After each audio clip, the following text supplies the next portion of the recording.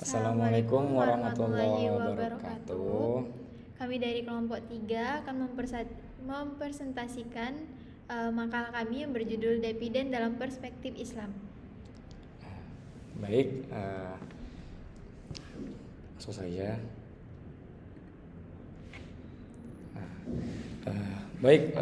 Saya Lukmanul Hakim Al-Khair akan menjelaskan yang pertama itu mengapa dividen itu penting dalam ekonomi Islam. Jadi teman-teman harus tahu apa sih sebenarnya dividen itu. Jadi dividen itu pembagian keuntungan kepada pemegang saham atau hasil dari sebuah usaha atau sebuah investasi. Ini juga cukup krusial dalam ekosistem keuangan Islam. Hal ini tuh sungguh merefleksikan prinsip bagi hasil atau profit sharing yang menjadi inti dari setiap transaksi syariah. Lalu apa sih kepentingannya? Yang pertama tuh ada mendorong keadilan finansial. Tujuannya tuh memastikan bahwa risiko dan imbalan didistribusikan secara adil di antara semua mitra investasi. Lalu ada representasi kepemilikan saham, yaitu membuka hak pemegang saham atas laba bersih yang dihasilkan dari aktivitas usaha yang halal. Lalu yang kedua ada definisi dividen dan juga konsep dalam perusahaan konvensional. Kalau tadi kita sedikit menjelaskan tentang dividen dari sudut pandang syariah, kali ini kita akan menjelaskan sedikit dari sudut pandang konvensional. Di sini ada 4 konsep. Yang pertama itu pembagian laba bersihnya. Pembagian dari laba bersih perusahaan didistribusikan kepada pemegang saham. Lalu bentuk pembayarannya bisa berbentuk cash, saham, atau aset yang lain. Lalu ada juga ini keputusan RUPS. RUPS itu apa? RUPS itu rapat umum pemegang saham. Jadi dividen ini tanda bahwa seseorang itu tuh termasuk orang yang sangat penting, sehingga ia mendapatkan hak untuk untuk rapat dalam sebuah perusahaan gitu. Itu menentukan perusahaan tuh kedepannya seperti apa. Nah, lalu juga ada hak pemilik modal. Ini tuh merefleksikan klaim atas keuntungan setelah semua kewajiban dan pajak dibayar. Nah, lalu ada dasar hukum pembagian laba atau dividen dalam Islam. Nah, kalau di Islam sendiri itu yang terkenal tuh ada 3. Yang pertama tuh ada musyarakah, mudharabah, sama ada sini ada dalil umum. Yang pertama tuh musyarakah. Nah, musyarakah itu apa sih? Jadi musyarakah itu keuntungan dibagi sesuai kesepakatan. Nah, sesuai rasio atau nisbah gitu. Bukan berdasarkan porsi modal atau seberapa besar orang itu mempunyai modal gitu. Berbeda dengan konvensional. Kalau di konvensional itu kan semakin besar modalnya, maka makin besar juga keuntungan. Sedangkan di Islam atau di syariah itu berbeda, tidak ada kepastian gitu. Jadi seberapa besar usaha yang dilakukan itulah nanti yang didapatkan gitu, tergantung sebagaimana kesepakatan. Lalu ada mudharabah. Apa itu mudharabah? Mudharabah itu pembagian keuntungan antara pemilik modal atau robul mal dengan pengelola atau mudharib berdasarkan nisbah yang disepakati di awal.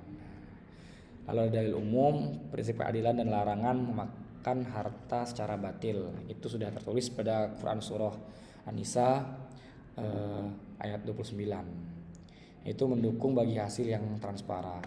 Nah, di sini ada kata-katanya tuh, pada dasarnya dividen syariah adalah realisasi dari konsep bagi hasil, di mana pemegang saham berhak atas laba karena menanggung resiko bisnis. Nah, di sini saya juga akan menjelaskan perbedaan antara dividen dan bunga dari perspektif fikih muamalah.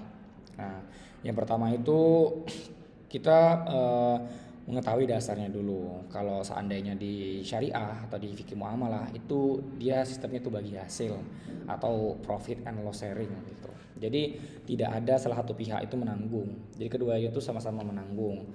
Lalu kalau bedanya di konvensional itu dia pinjaman bunga gitu. Jadi udah fix itu bunganya berapa persen gitu. Lalu kalau sifat imbalannya, kalau di ekonomi syariah atau di fikih muamalah itu nggak pasti gitu, tergantung seberapa besar kinerja sebuah pihak gitu. Lalu kalau yang di konvensional itu udah dipastikan kalau pihak kreditur itu sudah menargetkan sekian sekian sekian gitu, sedangkan debitur itu hanya siap membayar ketika sudah jatuh tempo. Nah, sedangkan resikonya itu pemodal kalau di ekonomi syariah ya, pemodal tuh menanggung resiko gitu. Sedangkan kalau di konvensional itu ditanggung oleh peminjam atau ya debitur. Nah, di sini tuh ada hubungan, kalau hubungannya eh, antara pengelola dan juga pemodal di fikih muamalah atau di Islam itu sebagai partner ya. Sedangkan kalau di konvensional itu sebagai kreditur dan juga debitur. Baik, selanjutnya akan dijelaskan oleh. Halo, saya Rizky Marsa Amelia. Saya akan menjelaskan syarat dan rukun pembagian dividen sesuai syariah. Yang pertama itu syaratnya adanya keuntungan yang nyata. Kenapa adanya keuntungan yang nyata? Yaitu dividen hanya boleh dibagikan jika perusahaan benar-benar memperoleh laba bersih operasional. Tidak boleh menggunakan laba fiktif atau laba masa depan. Nah, karena di hukum syariah itu apabila perusahaan atau mitra mengalami kerugian, maka kerugian itu ditanggung oleh si pemilik modal, bukan si pengelola. Maka di situ adanya keuntungan nyata untuk dibagikan ke perusahaan atau juga ke pemilik modal. Yang kedua, adanya kesepakatan nisbah di awal. Nah, jika dalam konteks mudharabah ataupun musyarakah, rasio pembagian keuntungan yaitu nisbah harus disepakati di awal. Nisbah ini bisa menjadi dasar kebijakan dividen. Nah, berbeda dengan konvensional tadi, kalau konvensional itu untuk pembagian dividennya itu sudah ditentukan di awal di waktu peminjaman uang. Mau perusahaan atau mitra itu berhasil ataupun tidak, maka si peminjam modal tetap harus memberikan dividen. Kalau misalnya di sesuai syariat, yaitu kesepakatan nisbahnya itu berdasarkan jumlah rasio pembagian keuntungan. Jadi kalau misalnya sudah mendapatkan untung baru dibagikan dengan pemilik modal maupun peminjam. Yang ketiga, ada sumber pendapatan halal. Keuntungan yang dibagikan harus dipastikan berdasarkan dari aktivitas bisnis yang sepenuhnya halal, tidak ada unsur maisir, goror, ataupun riba. Yang keempat, keputusan Dewan Pengawas Syariah atau DPS. Di lembaga keuangan syariah, pembagian dividen atau bagi hasil harus dikaji dan disetujui oleh DPS untuk memastikan kepatuhan syariah. Selanjutnya ada jenis-jenis dividen dan aplikasinya dalam perusahaan syariah. Beberapa bentuk pembagian keuntungan diakui dalam praktis syariah, namun harus memenuhi persyaratan sumber dana yang halal. Nah, yang pertama, dividen tunai atau cash dividen. Pembayaran dividen secara langsung dalam bentuk uang tunai, diambil dari laba bersih. Ini adalah bentuk paling umum. Nah, biasanya dari mitra itu memberikan dividen kepada pemilik modal itu berdasarkan uang cash gitu. Yang kedua, dividen dalam bentuk saham atau stock dividen. Pembayaran dividen dalam bentuk saham tambahan diperoleh asalkan tidak melanggar prinsip kepemilikan dan hak-hak yang ada. Yang ketiga,